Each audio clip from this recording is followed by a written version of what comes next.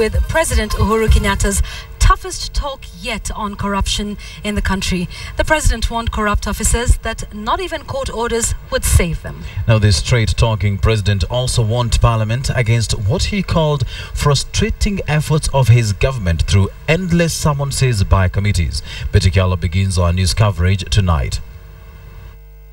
Well done. At the teleposted towers, the president and his deputy walked in for what they say will transform service delivery in government, the inauguration of the one-stop shop for all government documents. But the president was an angry man. This event coming in the wake of reports of corruption and officers attempting to use court orders to cling to office. Let us not frustrate one another. You have a role as Parliament to hold us to account. We accept that we be held by account, but equally give us room within which to work. Uhuru's speech revealed the increasing uneasiness with the zeal of the National Assembly and the Senate in summoning members of the executive. You cannot have cabinet secretaries living in Parliament to the point that whenever I'm even busy looking for these people for issues that require to be done, I'm told they're sitting in Parliament. The executive is watching, and the people to oversight the executive, it is us. We must check the executive, or else they'll run amok and they're not going to manage this country.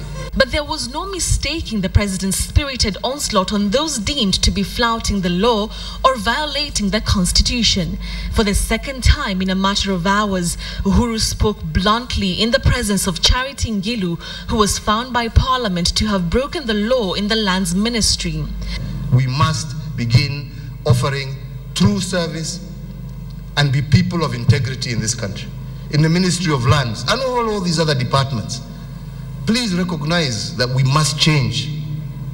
We are not going to do things the same way. We're not going to have immigration officers sitting there and yet it is clearly known hawa ndio wanauza ID cards kwa magaidi ambayo wanakuja kutuua hapa. Alafu ufikirie utaenda kotini urudishwe kazi. Fine, koti ikisema urudi kazi, sawa. Kazi ni mshahara, lakini sio ofisi. Utakula mshahara lakini utaikula nyumbani ukilima shamba yako huko, hiyo ni shauri yako. However, the president avoided any mention of what action, if any, he would take on cabinet secretaries like Ngilu, who are accused of violating the constitution. Betikalo, KTN. Now that story brings us to a big question tonight, and we are asking, do you think the judiciary and Parliament are frustrating Uhuru's fight against corruption? Do you think the judiciary and Parliament are frustrating Uhuru's fight against corruption? Do send us your comments on the number 22155. Start with a yes or no.